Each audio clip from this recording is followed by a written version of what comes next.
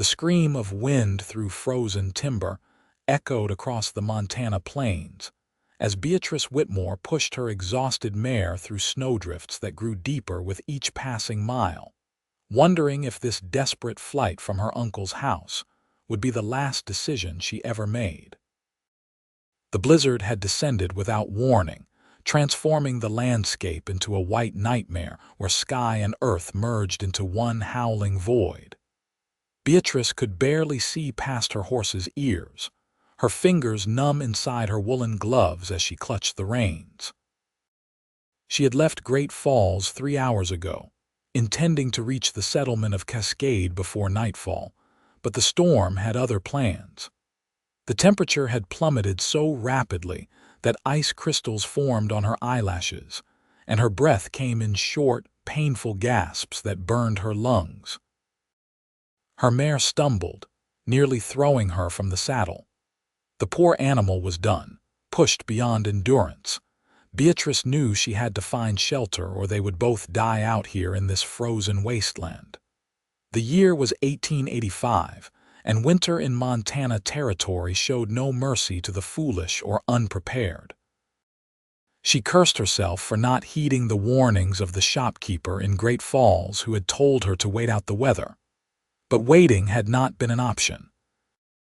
Not with her uncle threatening to marry her off to that horrible banker from Helena, a man twice her age with wandering hands and whiskey-soured breath. At 22 years old, Beatrice had endured enough. After her parents died of fever 2 years prior, she had been sent to live with her Uncle Gerald, a bitter man who saw her as nothing more than a bargaining chip to improve his social standing. The banker had offered a generous bride price, and her uncle had accepted without consulting her wishes. So she had taken what little money she had saved, packed her few belongings, and fled in the early morning hours. Her plan had been to reach her former schoolteacher in Cascade, a kind woman who might help her find respectable work. But now, lost in this blinding storm, that plan seemed like the foolish dream of a naive girl. Through the curtain of snow, a dark shape emerged. Beatrice squinted, hoping it was not merely a mirage conjured by her desperate mind. As her mare trudged closer, the shape resolved into a structure. A barn, large and sturdy, with light visible through the cracks in the weathered wood. Relief flooded through her body so intensely that tears sprang to her eyes, freezing on her cheeks. She guided her mare toward the building, dismounting on shaking legs when they reached the door. Her feet had lost most feeling, and she nearly collapsed into the snow. Using the last of her strength, she pulled the heavy door open just wide enough to lead her horse inside, then struggled to close it against the wind's fury. The barn's interior was blessedly warm compared to the frozen hell outside. Several oil lanterns hung from posts, casting golden light across the space. The barn was well maintained, with neat rows of stalls and fresh hay stacked against the far wall, but it was the horses that caught her attention. 6 magnificent animals occupied the stalls, and every single one was in a state of agitation. They whinnied and stamped, eyes rolling white with fear as the wind screamed against the barn walls. The storm's fury seemed to penetrate even this shelter, driving the animals into a panic. Beatrice's mare joined the chorus of distress, tossing her head and backing into a corner. Without thinking, Beatrice began to sing. It was something her mother had taught her, a soft melody that had no words but carried comfort in its tune. Her voice was rough from the cold at first, but as she continued, it gained strength and clarity. She moved among the stalls, still singing, reaching out to touch each horse's neck with gentle hands. The effect was remarkable. One by one, the horses quieted, their ears pricking forward to catch the sound of her voice. She sang an old Irish lullaby her mother had crooned to her as a child, then transitioned to a folk song about green valleys and gentle rain. Her frozen fingers worked to remove her mare's saddle and bridle, hanging them on a post while maintaining the melody. The mare shook herself and settled, apparently reassured by the song and the presence of the other horses. Beatrice was so focused on her singing and the animals that she did not hear the barn door open. She did not notice the tall figure that stepped inside, shaking snow from his coat and hat. She had moved to comfort a beautiful roan stallion, stroking his nose while singing softly about summer meadows and morning sunshine. "Well, I'll be damned," a deep voice said from behind her. Beatrice spun around, her heart leaping into her throat. The man standing near the door was tall and broad-shouldered, with dark hair that curled slightly where it touched his collar. Even in the lamplight, she could see his eyes were a striking shade of gray-blue, like storm clouds over distant mountains.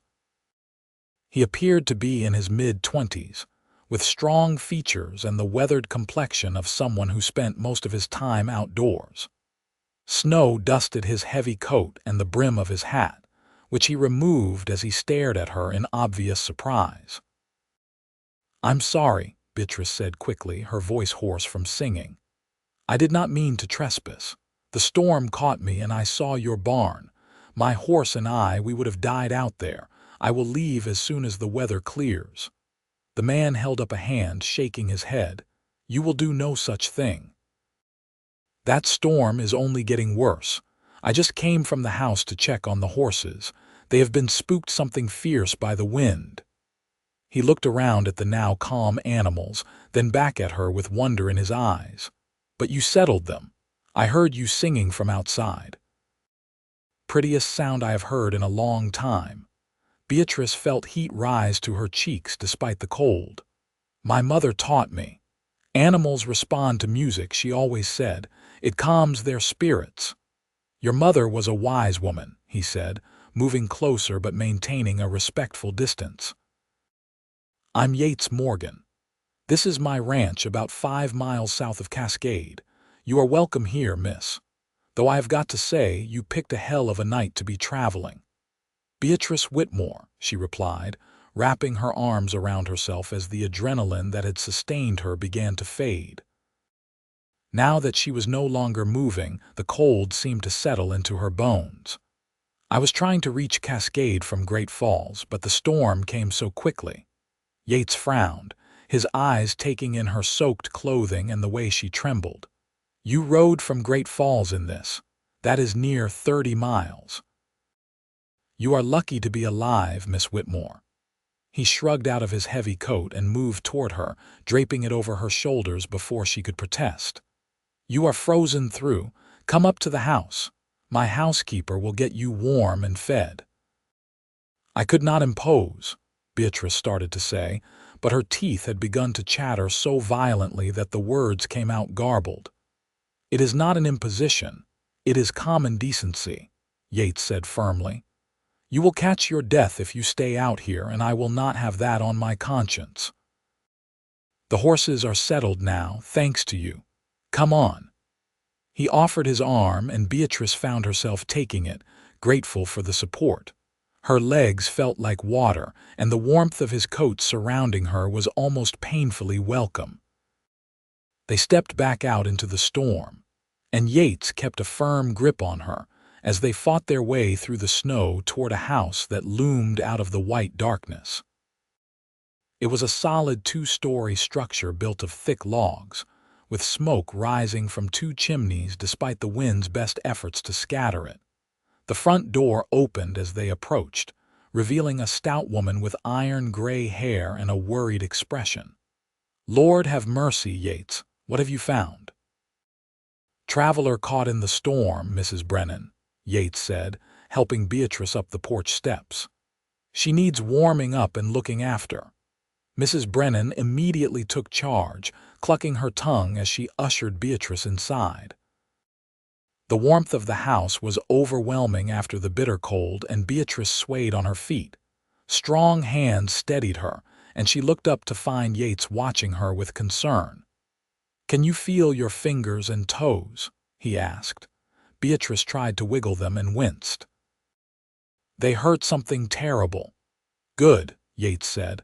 Pain means no frostbite, or at least nothing serious. Mrs. Brennan will take care of you. I need to go back and make sure your horse is settled properly. What is her name? Clementine, Beatrice said, surprised by the question. Yates smiled, and the expression transformed his serious face into something warm and approachable. Clementine. I will make sure she has grain and water and a warm blanket. You just focus on getting yourself thawed out. He disappeared back into the storm, leaving Beatrice in the capable hands of Mrs. Brennan. The housekeeper led her upstairs to a bedroom with a large fireplace already blazing. A copper tub sat nearby, and Mrs. Brennan immediately began filling it with hot water from a reservoir. Get out of those wet things, child, she ordered.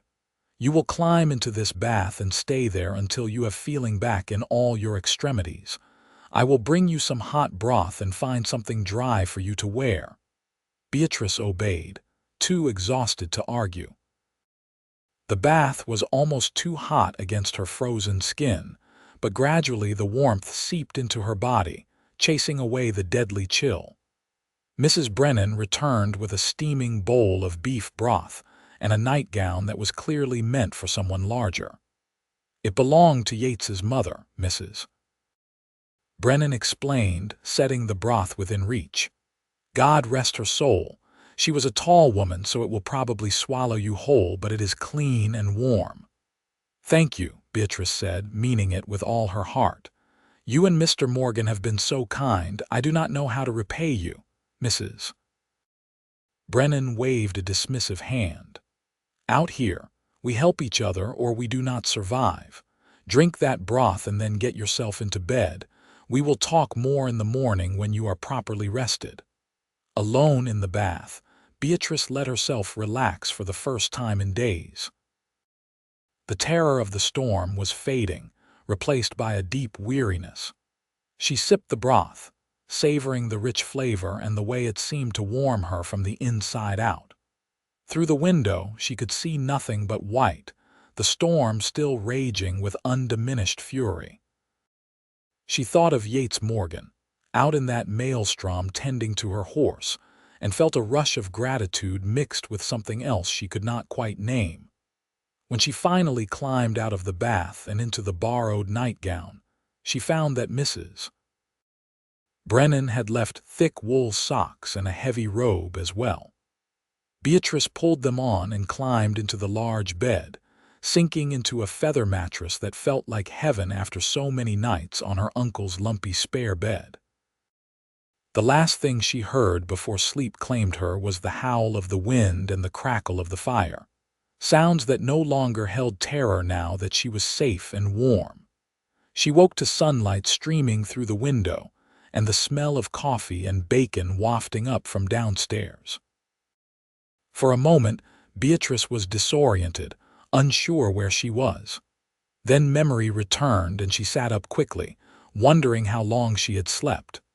The storm had passed, leaving behind a world transformed by snow.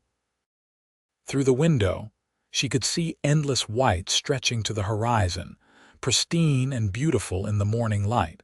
Someone had laid out clothing for her while she slept. A simple dress of dark blue wool, stockings, and undergarments that looked nearly new. Everything was too large, but Beatrice made do, cinching the dress with a belt she found in the wardrobe. Her own clothes had been taken, presumably to be cleaned and dried. Downstairs, she found Mrs. Brennan in the kitchen and Yates seated at a large wooden table, both engaged in breakfast. They looked up as she entered, and Yates stood immediately, gesturing to an empty chair. "Miss Whitmore, I hope you slept well," he said. "Better than I have in months," Beatrice admitted, taking the offered seat. "Thank you again for your hospitality. I feel like I have said thank you a dozen times already, but it does not seem adequate." "You settled my horses during a bad storm," Yates replied, his gray-blue eyes meeting hers directly. "I would say we are even. Mrs. Brennan, this is the young lady who was singing to the animals last night." "So I gathered," Mrs. Brennan said, setting a plate of eggs and bacon in front of Beatrice. "Eat up, child. You look like you could use a good meal or 10. The food was delicious, and Beatrice found herself eating with an appetite she had not felt in weeks. Between bites, she studied her host. In the clear light of day, Yates Morgan was even more striking than she had first thought. He had the build of a man who did hard physical labor, with calloused hands and sun-weathered skin. But there was intelligence in his eyes and kindness in the way he listened when Mrs. Brennan spoke. "The storm has left us with near 3 feet of snow," Yates said. "The roads will not be passable for days, maybe a week or more. You are welcome to stay here until it is safe to travel." Beatrice felt a flutter of panic. "I could not impose for so long." "It is not an imposition," Yates said firmly. "It is simple reality. You could not make it to Cascade even if you tried. The drifts are higher than a horse's head in places. Besides," he added with a slight smile, "I suspect the horses would appreciate more of your singing. They have never been so calm after a storm." Despite her worry, Beatrice found herself smiling back. "I suppose I have little choice, but I must earn my keep. I can cook and clean and mend. I will not be a burden." Mrs. Brennan laughed. "You will find that Yates does not believe in idle hands. There is always work to be done on a ranch, even in winter. If you are offering to help, we will certainly take you up on it." And so Beatrice found herself settling into life at the Morgan Ranch. The first few days passed in a blur of activity. She helped Mrs. Brennan in the kitchen, learning to make bread and preserve meat and a dozen other tasks. She mended clothing and linens, her neat stitches earning approving nods from the housekeeper. And every evening, she went to the barn to sing to the horses while Yates completed his chores. It was during these evening visits that she began to know him. Yates was a man of few words, but when he did speak, his observations were thoughtful and often laced with dry humor. He had inherited the ranch from his father 3 years prior, when both his parents had died in an influenza outbreak. At 26, he had taken on the responsibility of running the entire operation, caring for the horses he bred and the small herd of cattle that roamed the southern pastures. "Horses are easier than cattle," he told her one evening as she stroked the nose of the roan stallion. "They have personality. Cattle just stand there and eat and occasionally decide to stampede for no good reason." Beatrice laughed. "You do not sound like you enjoy ranching very much." "I did not say that," Yates replied, leaning against a stall door. "I love this land. My father built this place from nothing, and I am proud to carry on his work. But that does not mean I am blind to the challenges. Last winter, I lost 15 head to the cold. This spring, I am hoping to make up for it with the horse breeding. The Army is buying good stock, and I have some of the best in Montana." "They are beautiful animals," Beatrice agreed, watching as the stallion nuzzled her hand, searching for treats. "What is this one's name?" "Thunder," Yates said, "on account of how he sounds when he runs. He is my pride and joy, best stud I have ever owned. His colts fetch top dollar." Beatrice continued singing, a soft melody that made Thunder's ears flick forward with interest. She had progressed from the Irish lullabies to folk songs, and even some hymns she remembered from church. The horses seemed to enjoy them all equally, responding to the tone and cadence of her voice rather than the specific words. "You never did tell me why you were traveling in such weather," Yates said quietly. "Running from something." Beatrice's hand stilled on Thunder's neck. She had known the question would come eventually. Yates had been too polite to pry, but her arrival in the middle of a blizzard clearly suggested desperate circumstances. She turned to face him, deciding that he deserved the truth. My uncle planned to marry me off to a man I cannot stand, she said simply. A banker from Helena, old enough to be my father and with a reputation for cruelty. I had no say in the matter, so I left. Yates's expression darkened. Your uncle had no right to force such a thing. He is my guardian, Beatrice said bitterly. The law says he has every right. Women are property to be traded, apparently. That is not right, Yates said firmly. A woman should have a say in who she marries. My own mother refused 3 suitors before she accepted my father, and he always said it was her stubborn independence that made him love her. Beatrice felt tears prick her eyes at the casual way he spoke of love and choice, things that had seemed forever beyond her reach. Your mother sounds like she was a remarkable woman. She was, Yates agreed softly. She would have liked you, I think. She always said that anyone who understood animals had a good soul. They fell into companionable silence, broken only by Beatrice's quiet singing and the soft sounds of the horses settling for the night. When they finally returned to the house, snow had begun to fall again, though nothing like the blizzard that had brought her here. Yates paused on the porch, looking out at the white landscape. "Miss Whitmore," he said, "when the road's clear, where do you plan to go?" The question had been haunting Beatrice for days. "I am not sure," she admitted. "My teacher in Cascade might help me find work, but I cannot be certain. I have a little money saved, enough for a few weeks perhaps." Yates was quiet for a long moment. "What if you stayed here?" Beatrice's heart skipped a beat. "I could not ask that." "You did not ask, I am offering," Yates said, turning to face her. "Mrs. Brennan is not getting any younger and she could use help around the house. The pay would not be much, but you would have room and board and honest work. It would be respectable." "You do not know me," Beatrice protested, even as hope surged in her chest.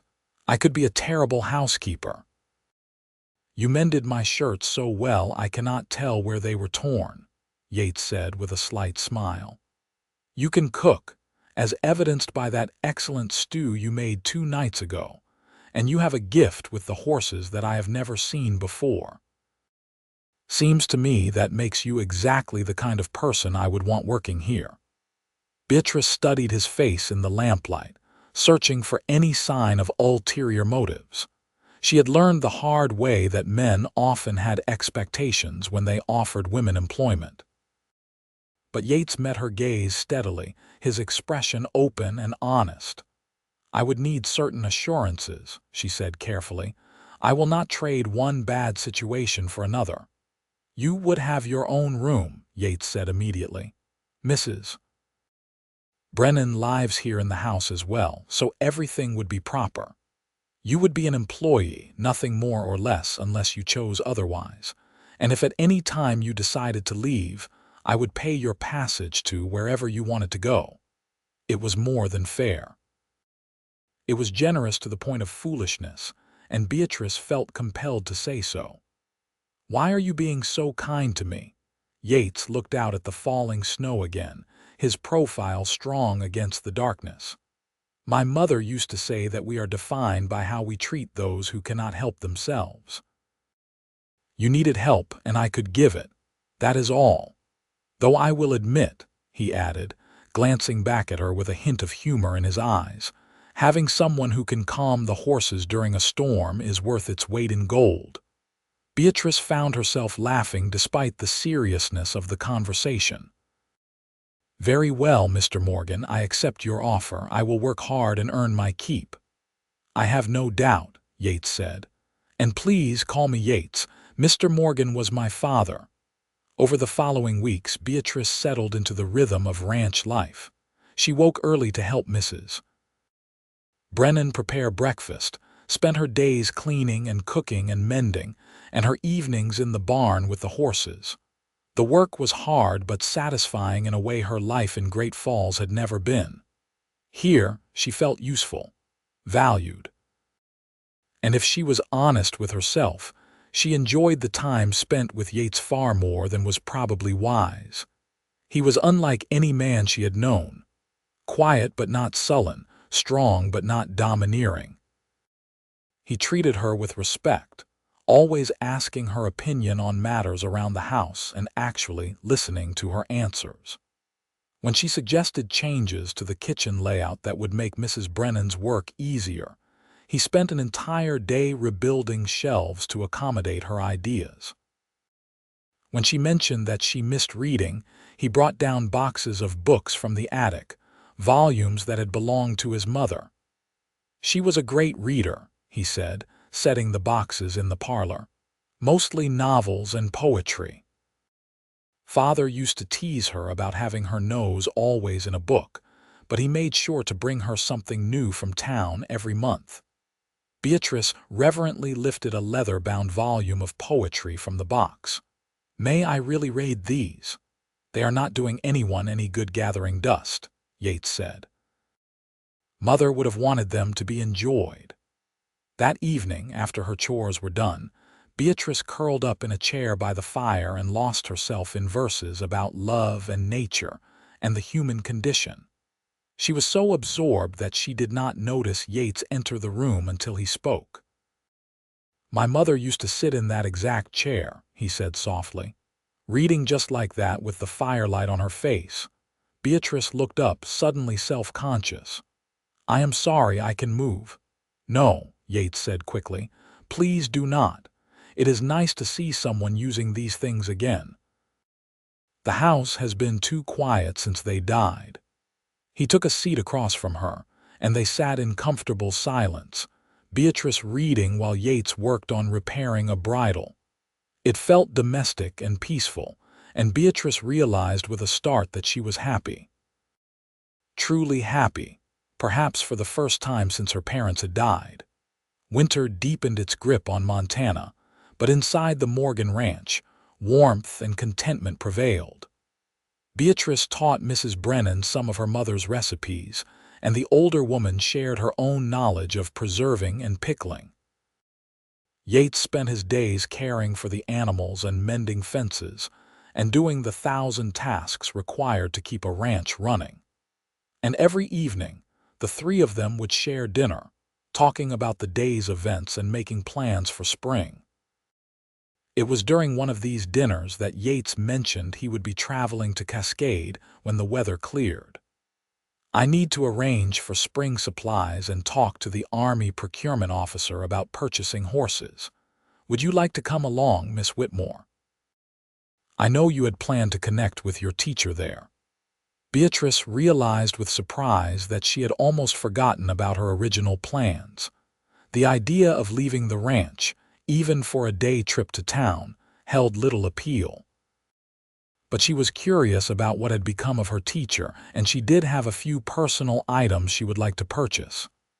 "I would appreciate that," she said, "if it would not be too much trouble."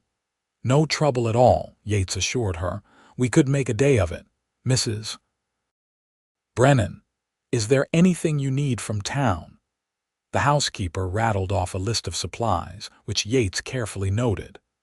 2 weeks later, when a brief warming spell melted enough snow to make the roads passable, they set out in a sturdy wagon pulled by two of Yates's strongest horses.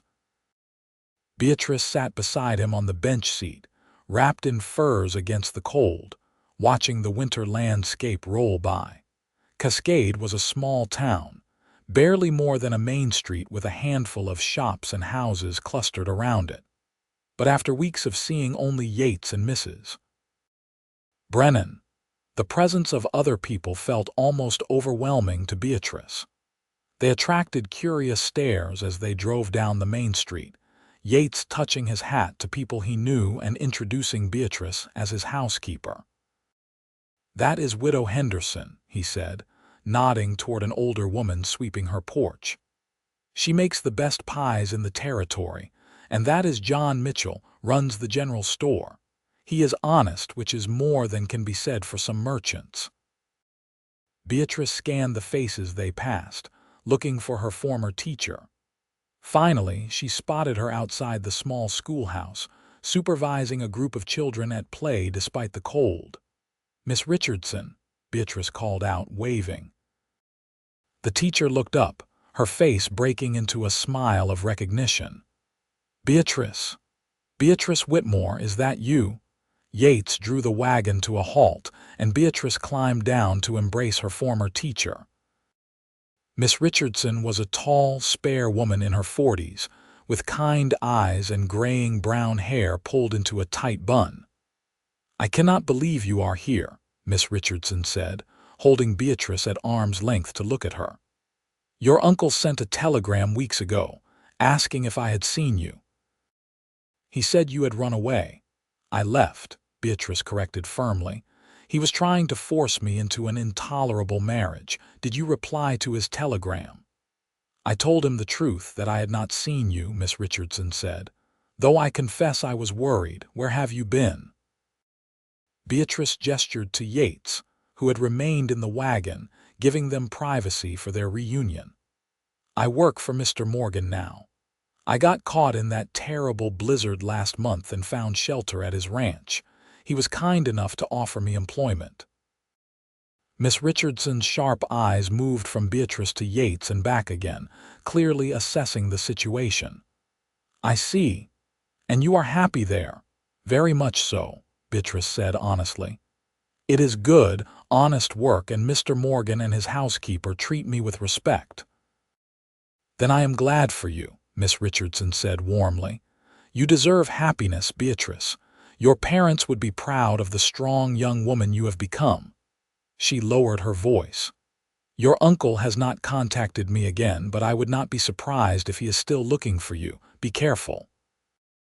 A chill that had nothing to do with the weather ran down Beatrice's spine. She had been so content at the ranch that she had allowed herself to forget the danger. Her uncle was not the sort of man to let go of a profitable arrangement easily. If he found her, he might very well drag her back to Great Falls and force the marriage. Yates must have sensed her distress because he climbed down from the wagon and joined them. "Is everything all right?" "Miss Richardson was just reminding me that my uncle may still be looking for me," Beatrice said quietly. Yates's expression hardened.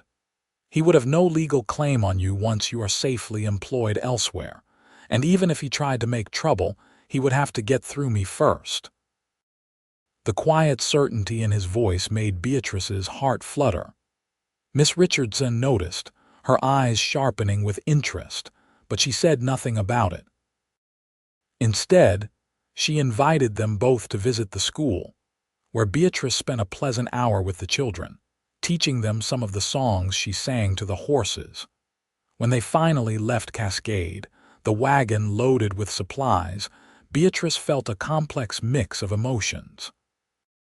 It had been good to see Miss Richardson, and to know that her uncle had not yet tracked her down, but the reminder of that threat had shaken her hard one piece. "You are quiet," Yates observed as they drove back toward the ranch.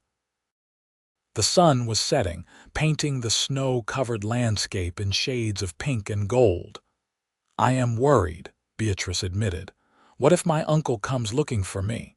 "Then we will deal with it," Yates said firmly.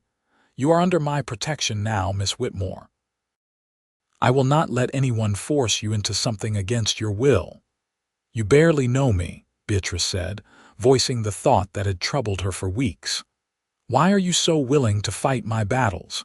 Yates was quiet for a long moment, his eyes on the road ahead. When he finally spoke, his voice was low and serious. "At first, it was just the right thing to do. A person in need, a storm, common decency.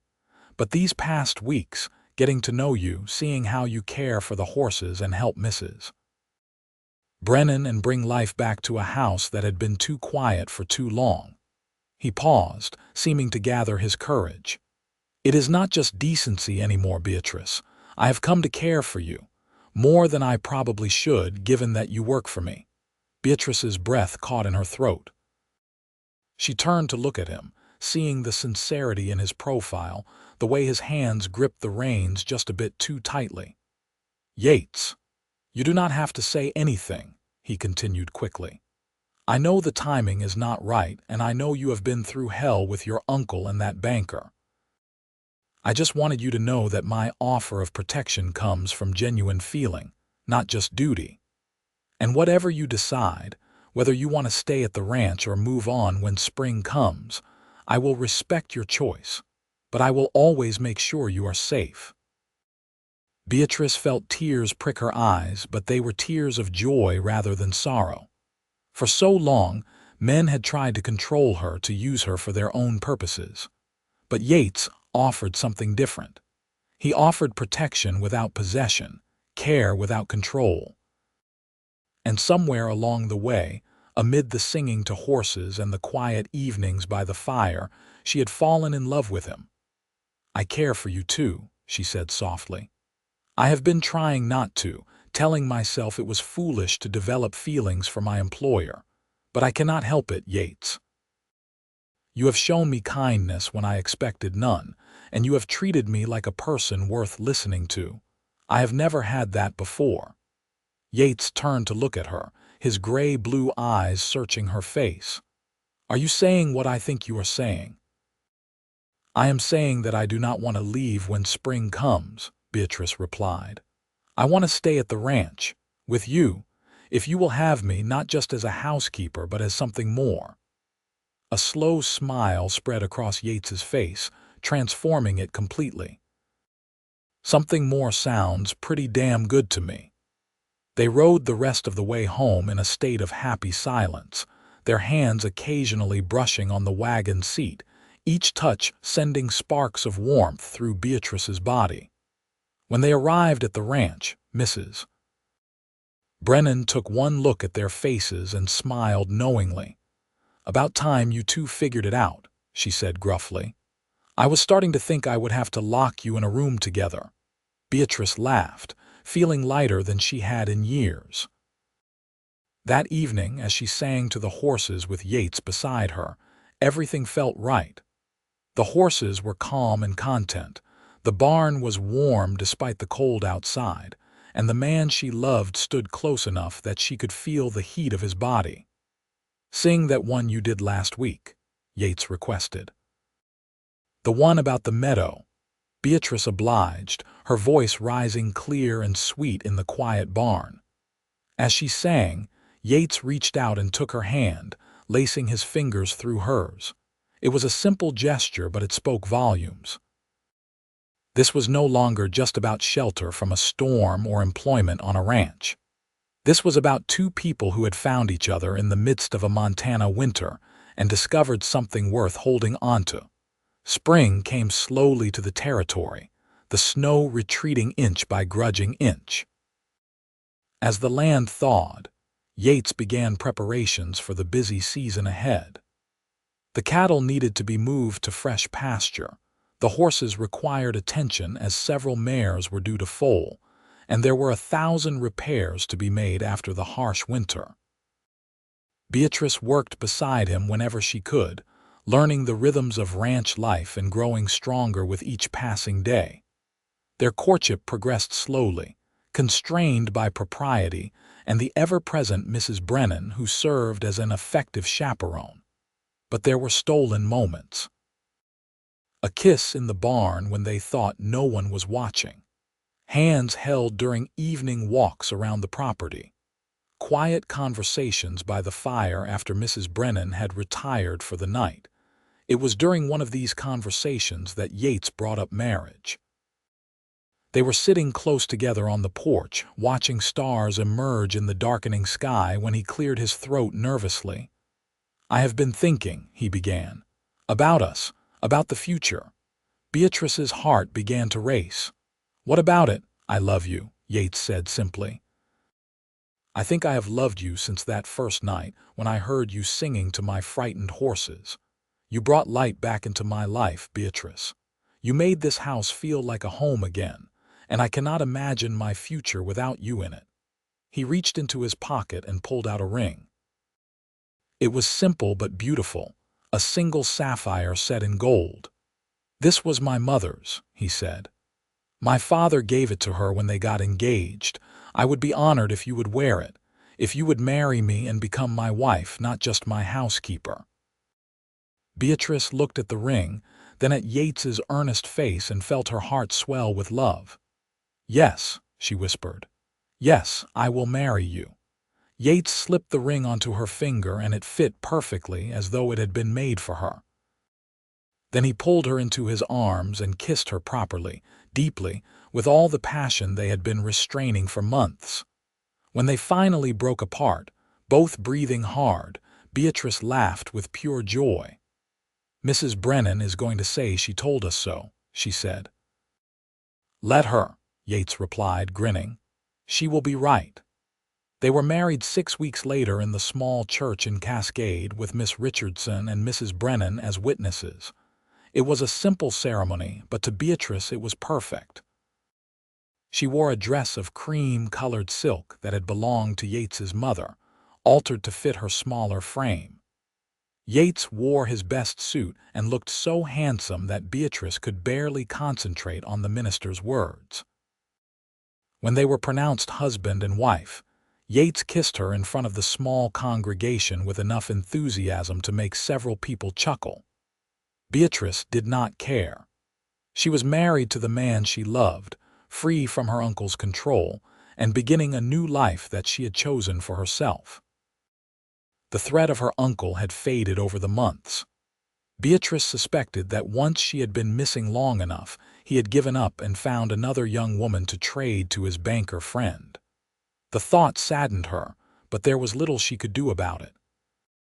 She sent a letter to Miss Richardson, asking her to help any young woman who came to her seeking escape from a bad situation, and enclosed a generous donation to the school. Married life suited Beatrice. She and Yates moved into the master bedroom together, and Mrs. Brennan took over the room Beatrice had been using. The housekeeper continued to help run the household, but now Beatrice was mistress of the house rather than an employee. It was a distinction that mattered less in practice than it did in principle, since they all continued to work together to keep the ranch running smoothly. The ranch prospered under their joint care. Yates's horses gained a reputation throughout Montana Territory for their quality and temperament, and Beatrice's singing became part of their training regimen. Buyers were amazed by how calm and well-behaved the Morgan horses were, and word spread. Soon Yates had more orders than he could fill, and he hired 2 ranch hands to help with the increased workload. A year after their wedding, Beatrice discovered she was expecting a child. The news filled her with joy and terror in equal measure.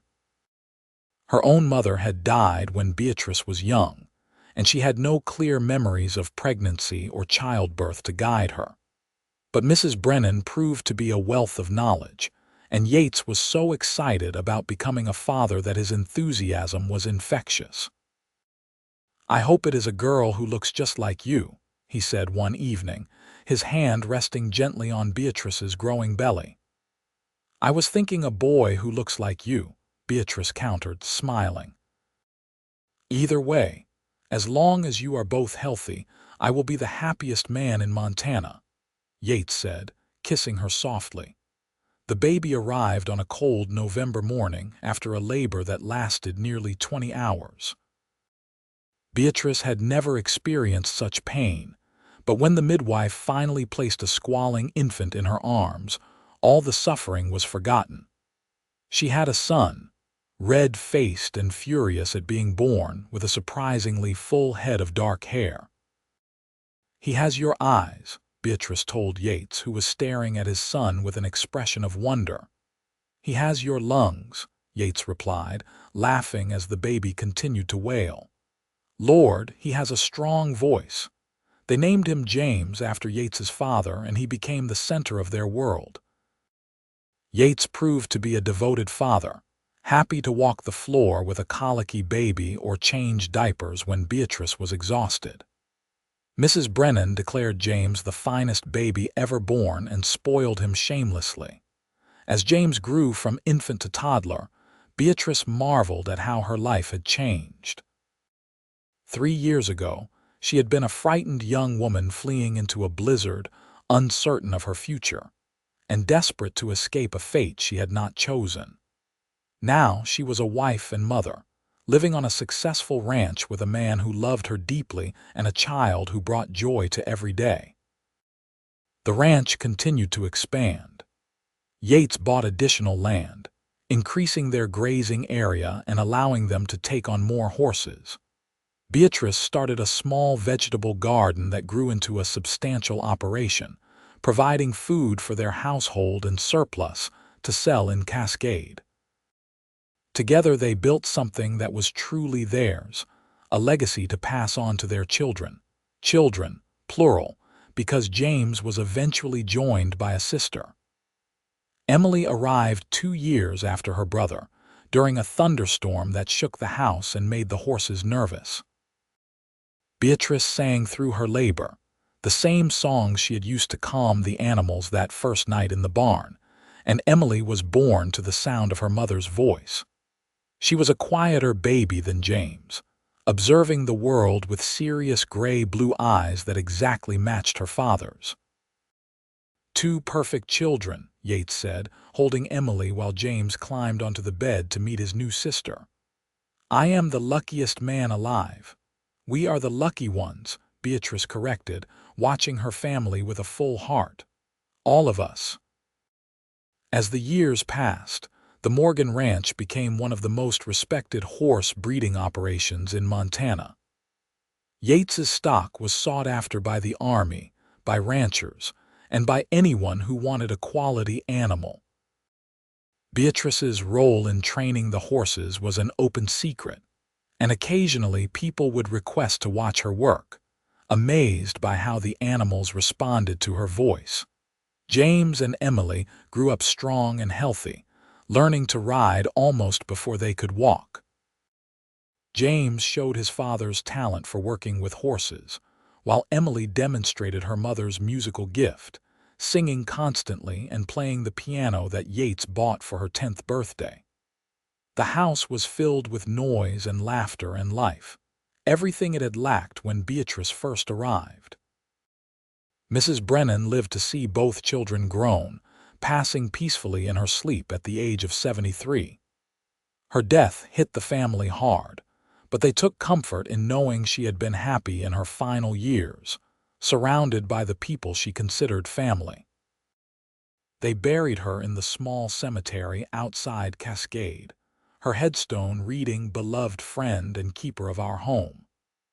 On the 20th anniversary of the night Beatrice had stumbled into Yates's barn, they stood together in that same space, watching their children work with the horses.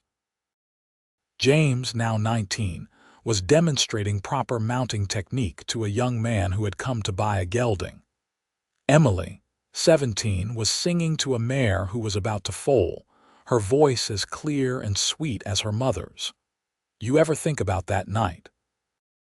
Yates asked, slipping his arm around Beatrice's waist. "When you appeared in my barn like a snow angel calming my horses with your songs." "I think about it often," Beatrice admitted, leaning into his warmth. "I was so frightened, so certain that I had ruined my life by running away. I never imagined I would find you, find all of this." "Best blizzard I ever lived through," Yates said, making her laugh. "Though I have got to say I am glad we have not had another one quite that fierce." "I am glad I do not have to run through another one," Beatrice agreed. "Though if it brought me to you again, I would do it in a heartbeat." Yates turned to face her, his hands coming up to cup her face. At 46, he had silver threading through his dark hair and lines around his eyes, but to Beatrice, he was as handsome as the day she had first seen him. "I love you," he said, "more today than yesterday and less than tomorrow." "That is terribly poetic for a horse rancher," Beatrice teased, even as tears pricked her eyes. "I learned from the best," Yates replied. "You have been teaching me poetry for 20 years. He kissed her, and Beatrice melted into the embrace, still feeling the same flutter of excitement she had felt during their first kiss. Behind them, James cleared his throat loudly. Really, you too? In the barn where anyone could see. This is our barn, Yates called back without taking his eyes off Beatrice. We can kiss wherever we please. Emily laughed, the sound as musical as her singing. Leave them alone, James. They are romantic. It is sweet. It is embarrassing, James muttered, but he was smiling too. That evening, the family gathered for dinner as they did every night. The table was laden with food from Beatrice's garden and meat from their livestock. James talked about his plans to start his own breeding program, focusing on horses suited for the harsh Montana winters. Emily shared news that she had been asked to sing at the church in Cascade, a regular position that she was excited to accept. After dinner, Beatrice and Yates walked out to the porch, as was their habit.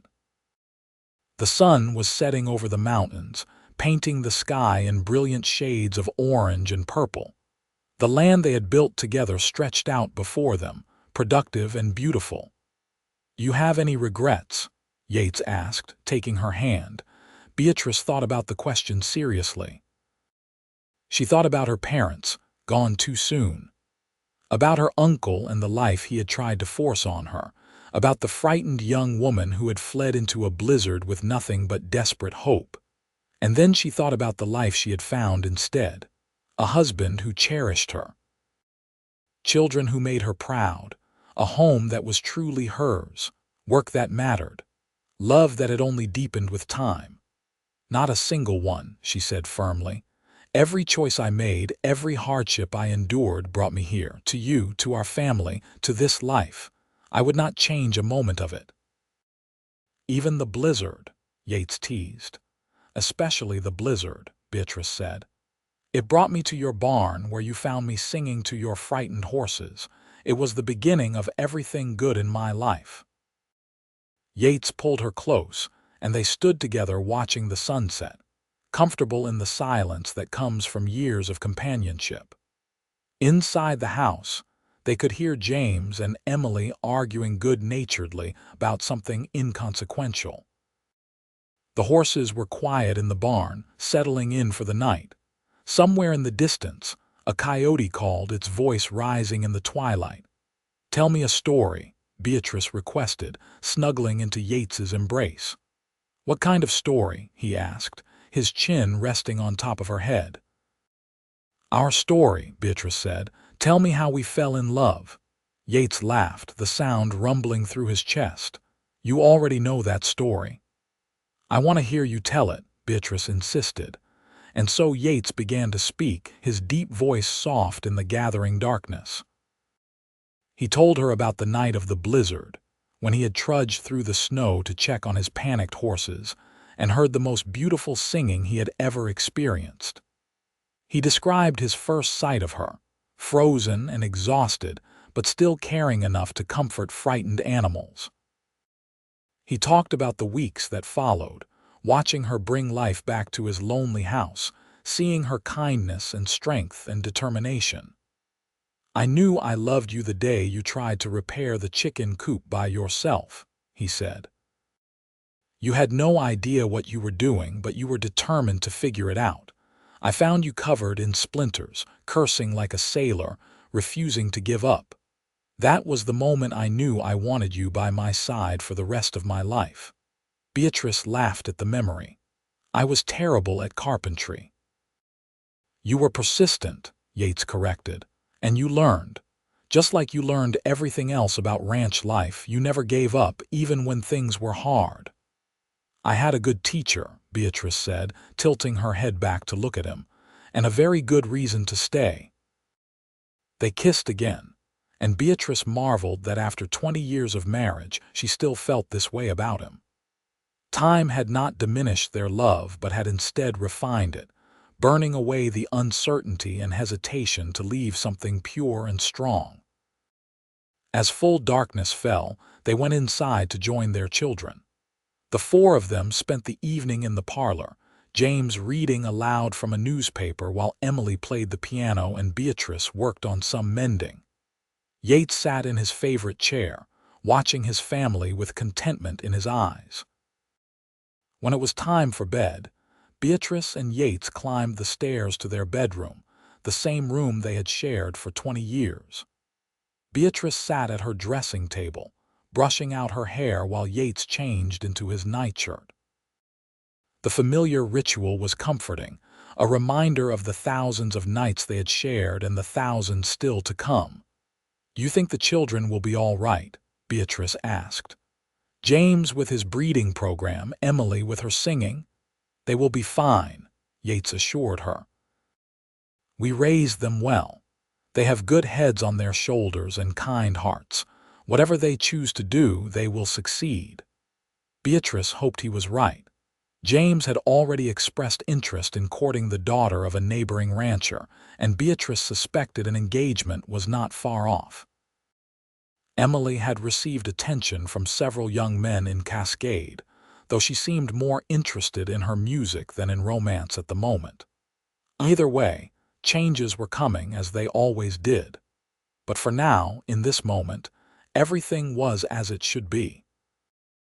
Beatrice climbed into bed beside her husband, curling into his warmth as she had done for 2 decades. Outside, the wind picked up, whistling around the corners of the house. It reminded her of that long-ago blizzard, the storm that had changed everything. "Thank you," she whispered into the darkness. "For what?" Yates asked sleepily. "For finding me in your barn," Beatrice said. "For hearing my songs and seeing past the frozen stranger to the person underneath. For loving me." "Best thing that ever happened to me was that blizzard," Yates murmured, already half asleep. "Best thing." Beatrice smiled in the darkness, holding tight to the man who had given her everything she had never dared to hope for. She had sought shelter in his barn during a snowstorm, and he had found her singing to his frightened horses. From that moment of fear and desperation had grown a love that had sustained them through 20 years of life's joys and challenges. They had built something together, something real and lasting. A family, a home, a legacy. The years continued to pass, marked by the changing seasons and the milestones of their children's lives. James did indeed marry the neighboring rancher's daughter, a spirited young woman named Sarah who fit seamlessly into the Morgan family.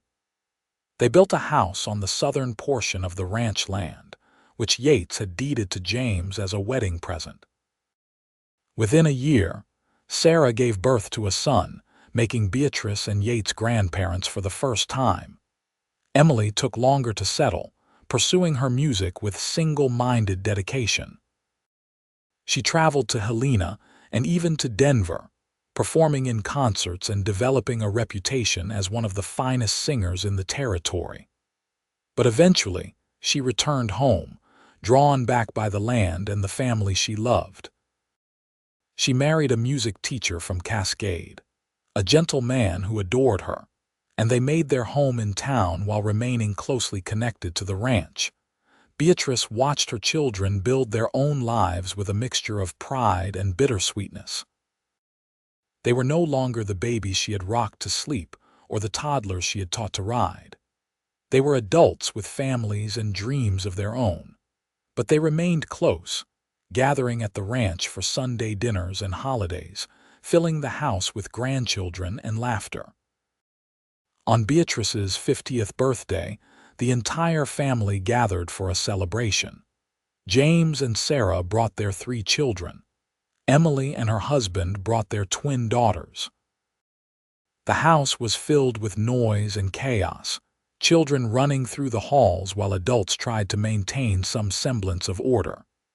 Yates had arranged for a special gift, a new piano for Beatrice, who had taken up playing in her spare time. "You should not have spent so much," Beatrice protested, even as her fingers itched to try the beautiful instrument. "You deserve it," Yates said firmly. "You have given me 50 years of music in one way or another. This is a small thank you." "We have only been married 25 years, Beatrice pointed out, laughing. "But I have known you for 25 years, Yates corrected. And I am counting the years before we met as preparation for the music you would bring to my life." Emily shook her head in amusement. "Father, you are getting more poetic in your old age." "Your mother's influence," Yates replied, pulling Beatrice close. "She has been civilizing me for a quarter-century." That evening, after the children and grandchildren had gone home, Beatrice sat at her new piano and played. Her fingers were not as nimble as they had once been, but the music still flowed, filling the house with melody. Yates sat in his chair, listening with his eyes closed, a smile on his face. "Play that one you used to sing to the horses," he requested. Beatrice obliged, transforming the old lullaby into a piano piece. The notes rang out sweet and clear, and she remembered singing those same notes in the barn 25 years ago, frightened and frozen, trying to calm animals that were strangers to her.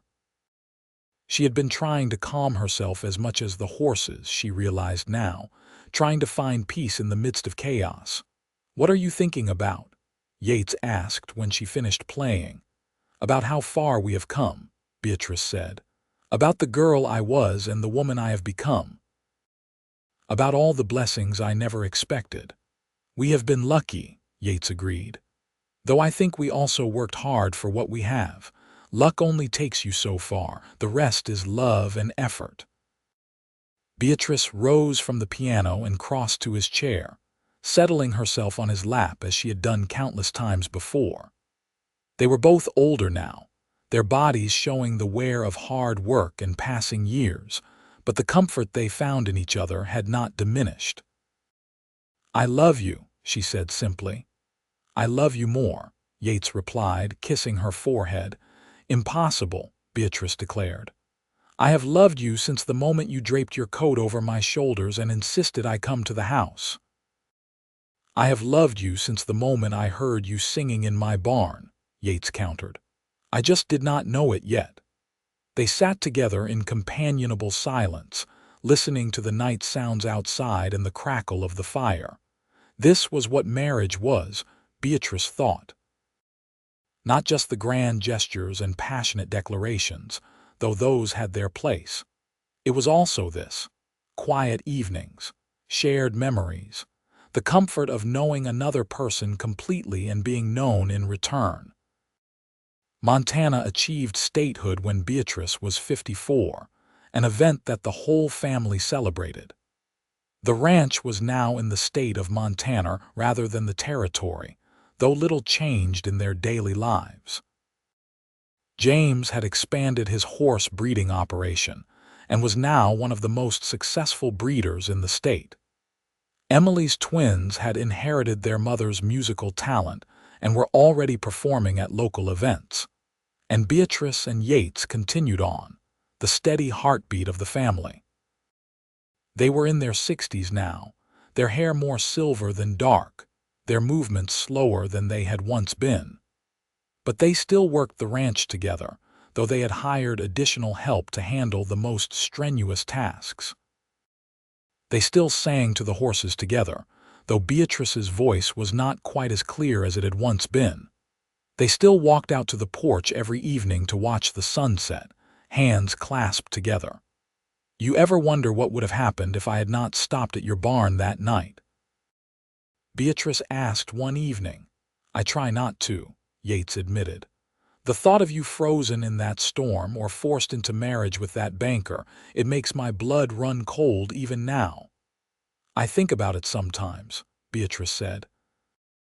"Not because I regret anything, but because I am so grateful for how things turned out.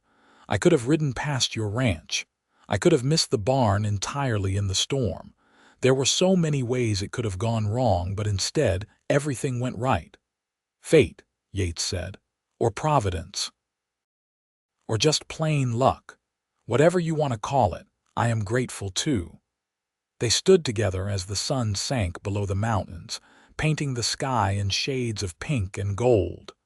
The land they had tended for so many years stretched out before them, familiar and beloved. Their children and grandchildren were healthy and happy. The ranch was prosperous and well run. They had built something that would outlast them, a legacy of love and hard work. "No regrets?" Yates asked, the same question he had posed so many times over the years. "Not a single one," Beatrice replied, the same answer she had always given. "This life, this love it is everything I never knew I needed." Yates pulled her close and they watched the last light fade from the sky. Inside the house, a clock chimed the hour. The horses were quiet in the barn, settled for the night. Everything was peaceful, everything was right. Beatrice thought about the frightened young woman who had fled into a blizzard, desperate to escape a future she had not chosen. She thought about the cowboy who had found her singing to his horses, and had seen past the frozen stranger to the person beneath. She thought about 25 years of marriage, of laughter and tears, of children raised and grandchildren cherished, of a partnership built on respect and deepened by love. "Tell me again," she requested, as she had so many times before. "Tell you what?" Yates asked, though he already knew. "How you fell in love with me," Beatrice said. And Yates began to speak, his voice steady and sure in the gathering darkness. He told her about the blizzard and the singing, about the weeks that followed and the slow realization that she had become essential to his happiness. He told her about proposing with his mother's ring and their simple wedding in Cascade. He told her about the births of their children and the building of their ranch. He told her their story, the one they had lived together, the one that had shaped everything they had become. When he finished, Beatrice was crying, tears of joy and gratitude streaming down her face. "That is a good story," she whispered. "The best story," Yates agreed, "and we are still living it." They went inside eventually, to the warmth of their home and the comfort of their bed. They had lived a good life together, full of love and meaning. They had weathered storms, both literal and metaphorical. They had raised children and built a legacy, and through it all, they had loved each other with a devotion that had only grown stronger with time. As Beatrice drifted off to sleep in her husband's arms, she thought about that long-ago night in the barn. She had sought shelter from a storm and found so much more. She had found home. She had found purpose. She had found love. And she would be grateful for that gift every single day for the rest of her life. The ranch continued to thrive as they entered their later years. Grandchildren grew into adults, some choosing to remain on the land while others pursued different paths. Great-grandchildren arrived, filling the house with new life and energy. Beatrice and Yates became the matriarch and patriarch of a large, loving family, the foundation upon which everything else was built. On their 40th wedding anniversary, the family threw a grand celebration at the ranch. People came from all over Montana, friends and neighbors and business associates, all wanting to honor the couple who had become something of a legend in the area. The story of how they met had been told and retold, becoming part of local folklore. The woman who sang to horses. The cowboy who offered shelter to a stranger. The love that had grown from a single night of chance and kindness. James stood to make a toast, his own children and grandchildren gathered around him. "To my parents," he said, raising his glass, "who taught me that love is not just a feeling but a choice you make every single day. Who showed me that building something lasting requires patience and effort and unwavering commitment. Who created not just a successful ranch, but a family bound by love and respect. I am the man I am because of you both." Emily added her own words, her voice carrying clearly across the crowded room. "Mother, you taught me to use my voice for beauty and comfort. Father, you taught me that strength and gentleness are not opposites but complements. Together, you taught me what it means to truly love another person. I hope to be half the spouse you both have been to each other." Beatrice was crying openly now, and Yates's eyes were suspiciously bright. They had never sought recognition or praise, had simply lived their lives as best they could. But hearing their children speak, seeing the family they had created gathered around them, it was overwhelming in the best possible way. "I just want to say," Beatrice managed, her voice shaking with emotion, "that I am the luckiest woman alive. 40 years ago, I stumbled into a barn during a blizzard, frightened and alone, and I found you." She looked at Yates, her heart in her eyes. "You gave me everything: safety, home, love, a family, a life beyond my wildest dreams. Every day with you has been a gift." "You gave me just as much," Yates said, taking her hand. "You brought music back into my life. You made this house a home. You gave me children and grandchildren and great-grandchildren. You have been my partner in every sense of the word. I love you more today than I did 40 years ago, and I will love you more tomorrow than I do today." They kissed, to the cheers and applause of everyone gathered. And then Emily sat at Beatrice's piano and began to play, her voice rising in the old lullaby that had started everything. The guests grew quiet, listening to the beautiful melody. Some of the horses in the nearby barn whinnied softly, as though they too could hear the music and were responding to it. The party lasted late into the night, but eventually people began to leave, offering hugs and congratulations as they went. The family helped clean up, working together as they always had. And finally, Beatrice and Yates were alone again, standing on their porch and looking out at the starlit sky. 40 years, Beatrice marveled. "It feels like both a lifetime and no time at all." "I know what you mean," Yates said.